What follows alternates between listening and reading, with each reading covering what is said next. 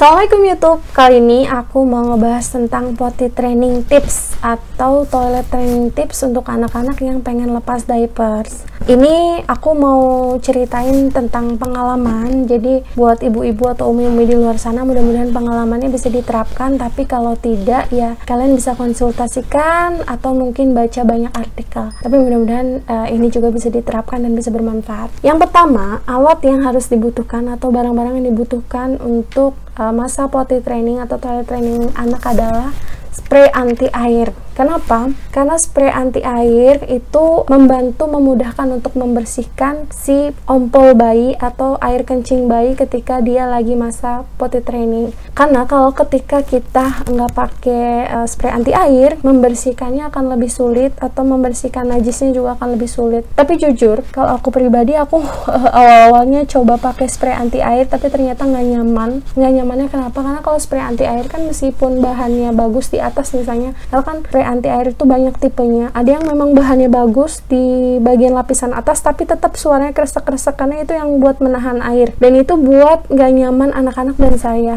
Kalau suara kresek-kresek mereka jadi lebih mudah untuk bangun tidur. Jadi saya memutuskan untuk nggak pakai itu. Dan alhamdulillahnya juga Gadati jarang sekali pipis di kasur. Dan aku memilih untuk di bagian kasurnya dia ditumpuk beberapa kain. Jadi kalau seandainya memang dia pipis atau ngompol, ya ngompolnya di bagian atas dan buru-buru langsung dibersihkan. Tapi itu pilihan, kalau memang nyaman pakai spray anti air silahkan. Tapi kalau aku pribadi, kalau siang sampai sore itu masa-masa potty trainingnya bener-bener nggak pakai diapers, lepas. Tapi kalau malam mau tidur, aku ajak dulu dia pipis. Setelah diajak pipis, aku tetap pakein popok atau pakein diapers. Jadi kalau seandainya dia pipis nggak kena kasur, karena kalau malam itu kalau dia mau pipis kan agak sulit ya, susah untuk tidur lagi. Jadi kami waktu masa-masa toilet training, potty training memilih untuk memakaikan dia diapers saat tidur malam, karena kan tidur malam kan panjang. Tapi kalau memang sanggup untuk bisa lepas malamnya juga silakan. Kalau kami waktu itu belum sanggup. Tapi alhamdulillah meskipun dia pakai diapers, pagi bangun tidur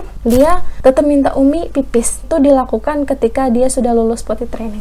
Yang kedua, ember. Ada 3 ember yang saya gunakan atau kami gunakan. Yang pertama adalah ember deterjen. Untuk apa? Untuk membersihkan si celana atau celana dalam yang terkena pipis itu. Karena kan kalau najis air pipis itu, air kencing itu kan termasuk najis mukhafafah, termasuk najis yang ringan, apalagi kalau mereka berusia 0-2 tahun. Jadi kalau untuk anak perempuan bisa dibersihkan dengan cara dicuci, dihilangkan bau dan bekas pipisnya itu. Tapi mungkin nanti teman-teman bisa cek langsung di web yang memang sahih tentang penjelasan cara membersihkan najis pipis anak perempuan. Yang kedua, deterjen ember pewangi, ember deterjen pewangi.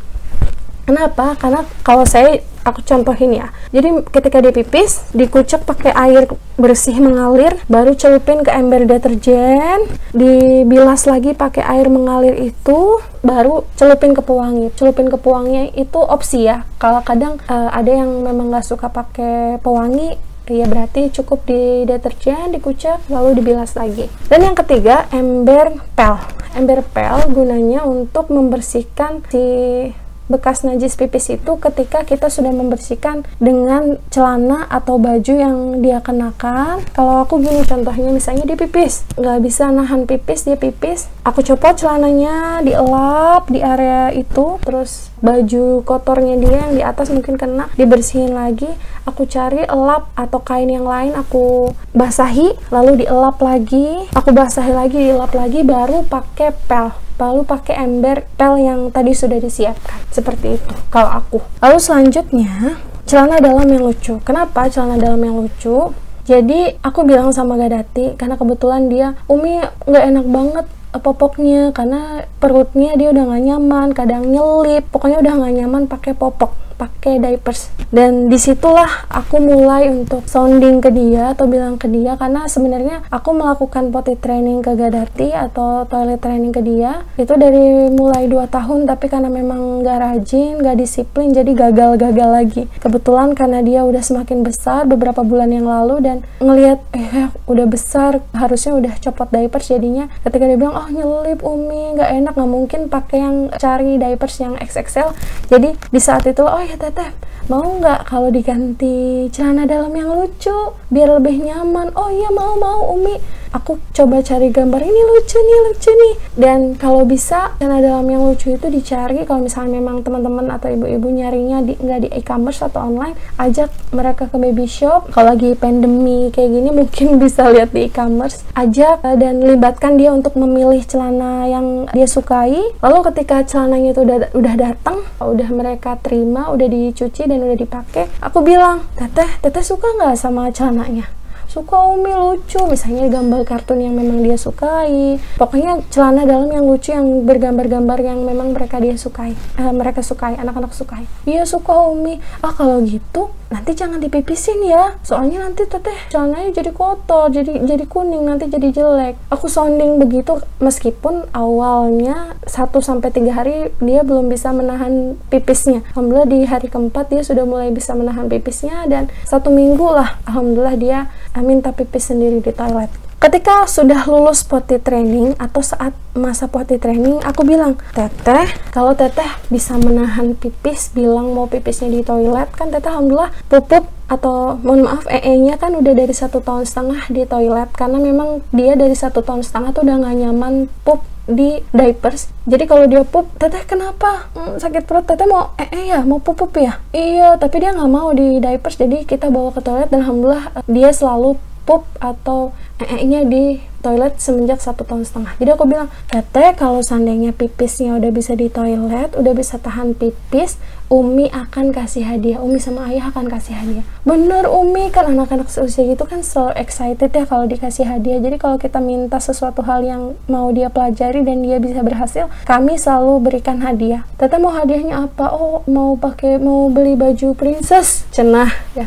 Dia kan lagi suka baju-baju yang lucu, atau kalau enggak mau mau boneka. Nah jujur karena kami mengurangi boneka-boneka yang berbentuk makhluk sempurna, kami mengurangi, jadi kami memilih untuk memberikan hadiah baju princess. Dan alhamdulillah ketika 1 minggu full dia mau pipis di toilet, walaupun beberapa kali dia nggak tahan gitu ya, nggak tahan untuk pengen pipis, pas nyampe toilet udah bocor duluan, tapi alhamdulillah sekarang saat ini dia sudah lumayan alhamdulillah berhasil selalu pipis di toilet, dan akhirnya kami berikan hadiah. Jadi itu yang membuat anak-anak semangat untuk belajar pipis, di sounding terus. Selain itu, ketika barang-barang atau alat-alat sudah disediakan, sudah dipenuhi, saranku kalau memang teman-teman, aku dapat saran dari temanku ketika dia toilet training atau mereka toilet training terhadap anaknya, mereka memilih untuk tetap memakaikan diapers selama toilet training, tapi membawa atau membujuk anak untuk setiap 1 jam sekali ke toilet. Nah sedangkan kalau saya langsung lepas, karena nggak mau ada batas untuk takutnya dia karena pakai popok jadi pipis saja. Kalau saya memilih untuk lepas, tapi setiap 1 jam sekali saya tanya, atau setiap setengah jam sekali saya tanya, Teteh mau pipis? Enggak. Teteh tahu kan kalau rasanya pipis kayak ini. Awalnya mungkin dia akan bocor, tapi lama-lama iya ya ternyata mau pipis tuh seperti ini, karena memang udah nggak ada penghalang, gimana cara biar pipisnya itu nggak bocor gitu. Jadi 1 jam sekali atau setengah jam sekali tawari dia pipis, saat mau tidur malam sebelum tidur tawarkan mereka pipis, dan setiap bangun dari tidurnya tawarkan mereka pipis.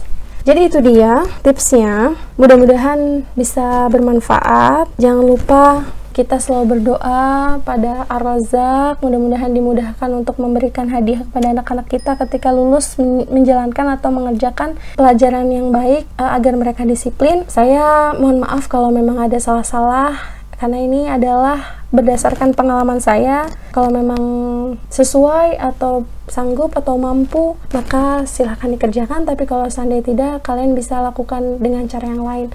Pokoknya terima kasih banyak sudah menyimak video ini. Kalau salah saya juga minta maaf, dan mudah-mudahan bermanfaat. Sampai jumpa di video selanjutnya. Assalamualaikum.